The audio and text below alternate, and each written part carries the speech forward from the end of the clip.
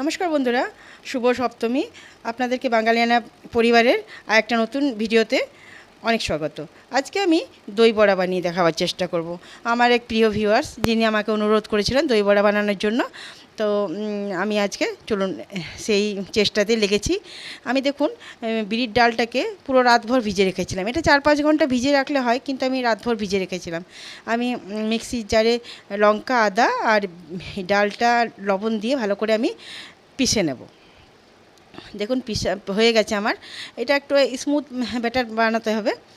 এরপরে আমি একটা অন্য বাটিতে নিয়ে ভালো করে ফেটাতে থাকবো। এটাও কিন্তু খুব ইম্পর্টেন্ট, এটা খুব ভালো করে ফেটাতে হয়। আর ফেটাতে ফেটাতে আমি আপনাদেরকে দেখিয়ে দেবো কেমন করে এটা চেক করে নিতে হয়। দেখুন আমি জল নিয়েছি, জলে এইভাবে একটু ছেড়ে দিতে হবে, ওটা যেন ডুবে না যায়, যেন উপরেই ভাসতে থাকে। তার মানে বুঝবেন যে খুব ভালো ব্যাটারটা তৈরি হয়েছে।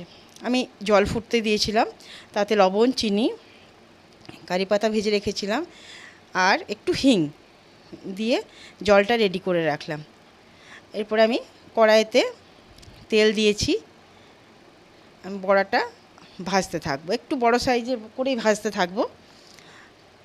এটা আপনার সাদা তেলেও ভাজতে পারেন, আর মিডিয়াম আঁচে ভাজতে হবে যাতে করে কোনো রকমে এটা কাঁচা না থেকে যায়।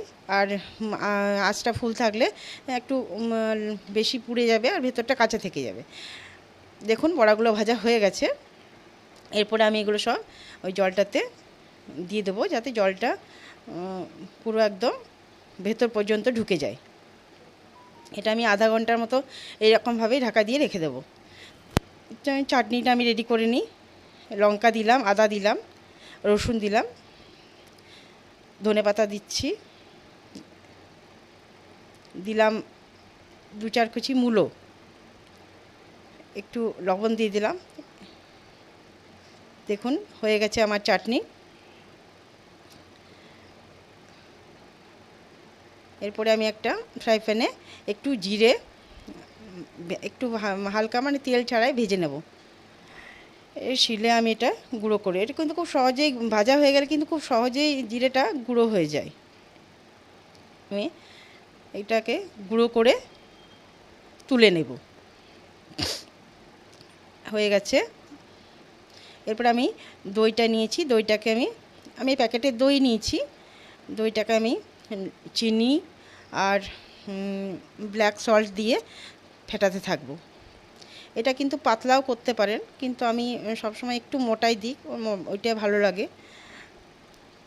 পাতলা দিলে জল কেটে যায়, তাই আমি মোটা করেই দিলাম। এরপরে আমি এটা হাতে চেপে চেপে জলটাকে পুরো বের করে দেব। দেখুন জলটা পুরো বের হয়ে যাচ্ছে।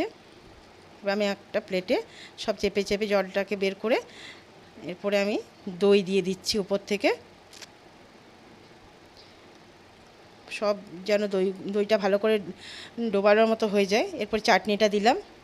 এইটা টমেটো আর তেঁতুল দুটো মিলে আমি চাটনি করেছি। এটা রেসিপিও আমি আপনাদেরকে একদিন দিয়ে দেবো। আর ভাজা গুঁড়োটা দিয়ে দিলাম, একটু দিয়ে দিচ্ছি উপর থেকে চিলি ফ্লেক্স।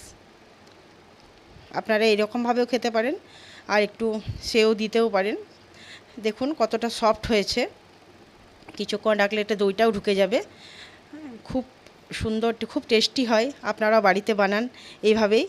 যদি ভালো লেগে থাকে তাহলে আমি আপনাদের কাছ থেকে একটু লাইক, কমেন্ট, শেয়ার, সাবস্ক্রাইবের আশা করতেই পারি। সকল বন্ধুদেরকে আমি দুর্গাপুজোর সকলকে আমার ভালোবাসা জানালাম। আপনারা খুব ভালো করে দুর্গাপুজো কাটান।